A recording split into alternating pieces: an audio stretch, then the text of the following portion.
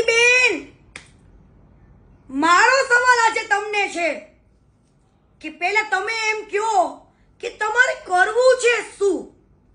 કેમ કે આજે ક્ષત્રિય સમાજના 92 સંકલન સમિતિએ તમને ખુલ્લેઆમ સપોર્ટ કર્યો, મહાસંમેલન કર્યું, છતાં પણ તમને 92 સંકલન સમિતિ પરથી આજે ભરોસો ઉડી ગયો અને તમારા મનમાં ઘણા બધા વિચારો આવી ગયા કે આ લોકો આમ કરી દીધું, ભળી ગયા, મને એકલી મૂકી દીધી.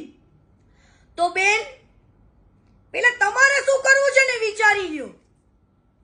અને માણસ માત્ર ભૂલને પાત્ર હોય, હંમેશા માણસથી જ ભૂલ થાય. રૂપાલા સાહેબના શબ્દોની ભૂલ છે, માણસ ખરાબ નથી. આજે રૂપાલા સાહેબે એમની આટલી જિંદગી સેવામાં જ નાખી દીધી, સેવા જ કરી છે, એ પણ 18 વરણને જોડે રાખીને. ક્યારે પણ એમને પક્ષપાત નથી કર્યો કે પટેલનું સારું છે, પણ એમને 18 વરણનું સારું કર્યું છે. તો આજે કોઈ પણ માણસ એક ભૂલ કરે ને તો એના 7 કામને વખાણવા પડે. એક ભૂલને ના જોવાની હોય. અને તમે પહેલા તો ક્ષત્રિય સમાજના આગેવાનને ઉશ્કેરો છો, આંદોલન કરાવો છો, અને આજે હટી જાઓ છો કે આ લોકો આવા છે તેવા છે એવું બધું બોલો છો. પહેલા તમે ઉશ્કેરો છો કે તમે આંદોલનમાં જોડાઓ, બહેનોને સપોર્ટ કરો, નહીં તો ઘરે ઘરે બંગડીઓ મોકલું, પહેરી લ્યો. તો બેન, તમે તમારા સમાજનું સારું નથી બોલતા તો બીજાનું શું? પણ પદ્મિની બેન, યાદ છે ને કે તમારાથી પણ એકવાર ભૂલ થઈ હતી, દલિત સમાજ માટે બોલ્યા હતા, તો તમને દલિત સમાજે પણ મોટું મન રાખીને માફ કર્યા હતા, એ ના ભૂલતા. અને બેન, રૂપાલા સાહેબના શબ્દોની ભૂલ છે, એમને વારંવાર 3 થી 4 વાર માફી માંગી, છતાં પણ તમે નવા વિચારો, તમારા નવા આંદોલનો કે હું ભૂખ્યા પેટે બેઠી છું, હું જોહર કરી. તો બેન, તમે તો જોહરને બદનામ કર્યું. જોહર કોને કહેવાય ને, ઇતિહાસો તો અમે વાંચ્યા છે, પેલા તમે વાંચી લેજો. અને બીજી વસ્તુ કે આજે માણસના કામ બોલે છે, ભાજપ સરકારના કામ બોલે છે, ત્યારે એમને લાખો લોકો આજે ચાહે છે. એક ભૂલ ના લેવાની હોય.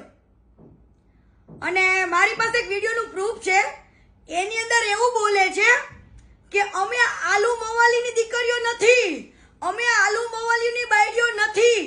તો શું બીજા બધા સમાજના આલુ મવાલી છે? તો તમે તમારી જીભ ઉપર કંટ્રોલ રાખો અને પછી બોલો. આજે ક્ષત્રિય સમાજે આટલું બધું હેલ્પ કરવાથી તમે એમને શું આપ્યું? બીજી વસ્તુ કે હું ક્ષત્રિય સમાજને એક દિલથી અપીલ કરું છું કે રૂપાલા સાહેબ આપણી બાપ દાદાના વડીલ ઉંમરના છે, તો એમને 3 વાર માફી માંગી છે ને, તો હવે મારા ભાઈઓ ભૂલી જાઓ ને માફ કરો, મોટું મન રાખીને. ક્ષત્રિય સમાજમાંથી લીલા માથા દીધા છે, તો તમે એક રૂપાલા સાહેબની ભૂલને માફ નહીં કરો. આજે હું એક પટેલ સમાજની દીકરી થઈને એક અપીલ કરું છું કે એમને મોટું મન રાખીને માફ કરી દો. આ પદ્મિની બેન ખોટી રીતના સમાજને ઉશ્કેરે છે અને અત્યારે બેન ફૈરું બોલે છે. એટલે બેનને પૂછો કે તમારે શું કરવું છે? ચૂંટણી લડવી છે? તમને સ્ટેજ ઉપર ઓછું બોલવાનો સમય આપ્યો તોય ખોટું લાગ્યું. ત્યારે તમે એવા રેકોર્ડિંગ બહાર પાડો છો કે આજે આ ગાંધીનગર બધા મળવા ગયા તો બધા ભળી ગયા, આમ થઈ ગયું, તેમ થઈ ગયું. તમને તમારા સમાજ ઉપર ભરોસો નથી. બીજી વસ્તુ, તમે એમ બોલો છો કે સાફા બાંધીને આ લોકો આટા મારે છે, ભાકા ફોજદારી કરે છે. કેમ? તમારા ભાઈઓ ઉપર તમને ભરોસો નથી. અને બીજી વસ્તુ બેન, પદ્મિની બેન, તમારું જાણવું હોય ને તો મને રૂબરૂ મળજો. તમે કેટલા ખોટા કેસમાં કેટલાને ફસાવ્યા છે ને એ બધી ડિટેલ મારી છે. ને રૂપાલા સાહેબને મોટું મન રાખીને હું ક્ષત્રિય સમાજને અપીલ કરું છું કે એમને માફ કરી દો, મોટું મન રાખીને, અને સાથ આપો, સહકાર આપો. એ આપણા બાપ દાદાની ઉંમરના એક વડીલ છે. અત્યારે સાથની જરૂર છે. અને આ વ્યક્તિ લોકોને ઉશ્કેરે છે, ખોટી રીતના અવળા રસ્તે લઈ જાય છે. પટેલ સમાજને, ક્ષત્રિય સમાજને ઝઘડા કરાય એવું કરે છે.